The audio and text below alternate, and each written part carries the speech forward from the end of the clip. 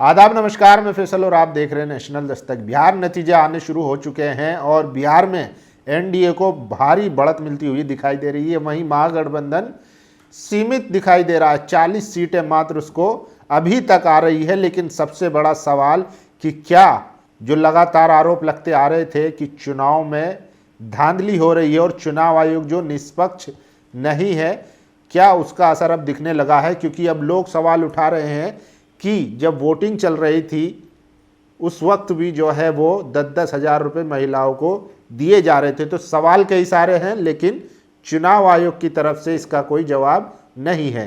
BJP के तमाम नेता 2-2 वोट डालते हुए पकड़े गए। 10-10 हज़ार वाला फैक्टर चुनाव आयोग आचार संहिता ऐसे मालूम होता था कि लगी ही भी नहीं है। मतलब आप समझिए कि खुली छूट दी गई थी। इसीलिए सबसे ज़्यादा लोग चुनाव आयोग पर सवाल उठा रहे हैं और कह रहे हैं कि बचर ऑफ डेमोक्रेसी ज्ञानेश गुप्ता। तो ये सबसे बड़ा सवाल है। लेकिन हम आपको बता दें, इस बीच बिहार चुनाव में ऑल इंडिया मजलिस इत्तेहादुल मुस्लिमीन ओवैसी की पार्टी ने अच्छा करता हुआ दिखाई दे रहा है। वो लगभग 4 सीटों पर आगे चल रहे हैं और 5वीं सीट पर कड़ी टक्कर है। और ऐसा प्रतीत हो रहा है कि पिछली बार की तरह भी इस बार वो लगभग 5 सीटें निकाल ले जाएगी। तो ओवैसी की पार्टी कहीं ना कहीं खासकर सीमांचल में अच्छा करती हुई नजर आ रही है। तो इस बार जो है पिछली बार की तरह ही इस बार भी मुसलमान जो है वो बीजेपी को ना हराकर अपनी क़यादत की तरफ जाते हुए दिख रहे हैं। जो रुझान आ रहे हैं, जो अभी तक नतीजे आ रहे हैं, आमोर में बिहार प्रदेश अध्यक्ष अख्तरुल ईमान साहब आगे चल रहे हैं।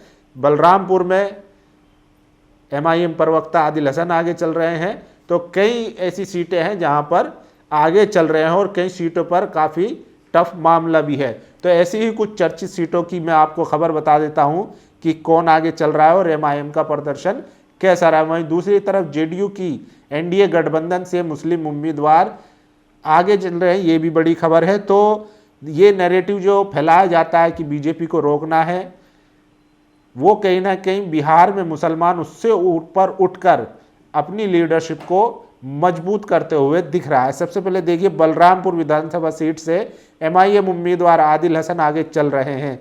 तो आदिल हसन जो है बलरामपुर सीट से आगे चल रहे हैं। और देखिए, ढाका में जो एमआईएम के प्रत्याशी थे राणा रंजीत, एकमात्र जो है वो राजपूत चेहरा मजलिस की तरफ से दिए गए थे। तो ढाका में वो पीछे चल रहे हैं, वो कोई खास नहीं कर पाए। और देखिए, बड़ी खबर है, तेजस्वी यादव राघोपुर विधानसभा सीट से 1273 वोटों से पीछे चल रहे हैं। तो तेजस्वी यादव का पीछे होना मान समझिए कि जब जो चुनाव नतीजों से पहले जो सर्वे हुए थे उसमें मुख्यमंत्री के तौर पर नंबर 1 पे तेजस्वी यादव थे। और अब देखिए कि वो चुनाव ही नहीं जीत पा रहे हैं।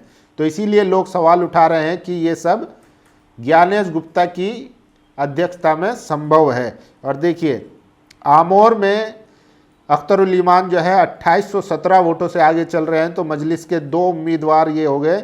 और देखिए, तीसरे जो है कोचा धामन में एमडी सरवर आलम, तो सरवर आलम जो है 7943 वोटों से आगे चल रहे हैं। तो मजलिस के 3 सीटों पर लीड कर रहे हैं। वहीं दूसरी तरफ अररिया में जेडीयू प्रत्याशी शगुफ्ता अजीम जो है वो 13,972 वोटों से आगे चल रही है। तो नीतीश कुमार पर जो है मुसलमानों ने भरोसा दिखाया और शगुफ्ता को जो है वो वोट किया। और ये देखिए, किशनगंज से मोहम्मद कमरुल हुदा 4,716 वोटों से आगे चल रहे हैं। तो कमरुल हुदा जो किशनगंज एक बड़ी मतलब हॉट सीट मानी जाती है मुस्लिम उससे, क्योंकि वहाँ पर मुस्लिम प्रतिशत वोट जो है वो बहुत ज़्यादा। और ये देखिए, शहाबुद्दीन के बेटे ओसामा साहब जो है वो रघुनाथपुर में आगे चल रहे हैं, लीड कर रहे हैं। यानी कि उनकी जीत जो है वो निश्चित लग रही है।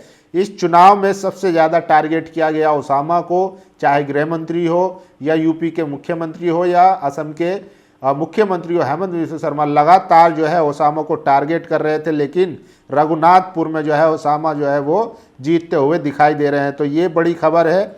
और किस तरीके से जो है मजलिस इस बार बिहार चुनाव में फिर पिछले चुनाव की तरह अच्छा करता हुआ दिखाई दे रही है। हालांकि उम्मीद लगाई जा रही थी कम से कम 8 सीटें, 6 से 8 सीटें तो जीत जाएंगे, लेकिन अभी काफ़ी वक्त पड़ा हुआ है और 4 सीटों पर जो है लीड कर रही है मजलिस। और अब देखना है धीरे धीरे और तस्वीर क्लियर होगी, क्योंकि मामला बहुत टफ है, फाइट बहुत टाइट है कई जगहों पर, इसलिए अभी नतीजे आने में अभी और वक्त है। तो ये कहा जा रहा था कि ओवैसी के आने से नुकसान होगा पूरा, जो है देखिए सीमांचल में इंडिया गठबंधन की तरफ से पूरा जितने भी मुस्लिम लीडर थे यूपी के और इधर उधर के, सारे लगा दिए गए थे ओवैसी के पीछे, लेकिन सीमांचल की जनता ने ओवैसी पर भरोसा जताया। कहा जाता है कि आमोर के जो विधायक है, जो मजलिस के स्टेट प्रेसिडेंट है, उन्होंने अपनी विधानसभा में 800 करोड़ का विकास कराया है। तो आप सोचिए, और ये बिहार असेंबली का ऐतिहासिक रिकॉर्ड है, किसी भी विधायक ने अब तक 800 करोड़ का विकास अपनी क्षेत्र में नहीं कराया था। तो मजलिस का सीधा पॉइंट है कि अपने क्षेत्र में विकास करो और विकास के नाम पर जीतो। कोई भी दुनिया की ताकत आपको नहीं हरा सकती जब आप अपने लोगों का विकास करेंगे, उन्हें शैक्षणिक और हर तरह से जब मजबूत करेंगे, पॉलिटिकल आवाज़ को मजबूत करेंगे, तो लोग आपको चुनेंगे।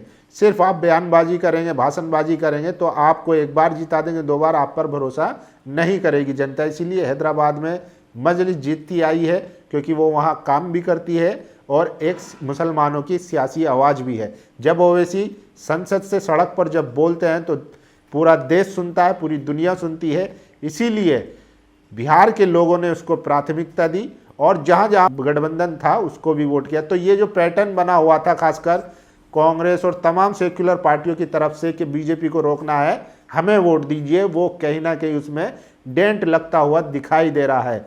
बीजेपी को खाली मुसलमान नहीं रोक सकता है और मुसलमानों ने ये अच्छा सबक लिया है कि वो बीजेपी को ना रोके, अपने विकास पर ध्यान दे।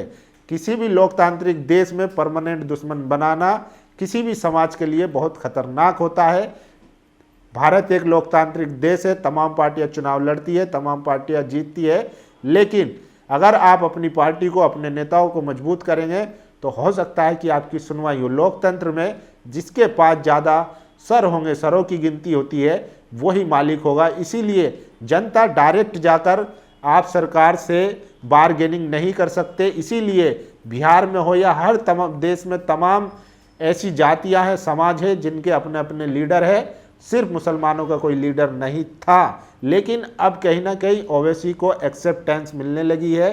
खासकर बिहार में जिस तरीके से 2020 में 5 विधायक चुने, लेकिन आरजेडी ने उन्हें तोड़ लिया था और फिर उसके बाद मजलिस पर भरोसा दिखा रही है जनता। तो कहीं ना कहीं ओवैसी अच्छा करते हुए दिख रहे हैं। और सपोज करिए ओवैसी ने कहा भी था कि आप हमें गठबंधन में लीजिए, मजलिस लगातार कहती आ रही थी, और मात्र हमें 6 सीट दे दीजिए और हमें इसके अलावा कोई ना सीएम पद चाहिए, ना मंत्रालय चाहिए, हमें सिर्फ जो है आप सीमांचल की तरक्की के लिए एक बोर्ड बना दीजिए जो सीमांचल में डेवलपमेंट को काम देखे, और आप हमें 6 सीट दे दीजिए, इसके अलावा हम कुछ नहीं मांग रहे। लेकिन तेजस्वी यादव ने जिस तरीके से कहा कि नहीं करेंगे, साथ ही साथ उन्होंने फिर ओवैसी को एक्सट्रीम तक कह दिया कि हम एक्सट्रीमिस्टों के साथ गठबंधन नहीं करेंगे, तो उसका भी कहीं ना कहीं असर दिखा।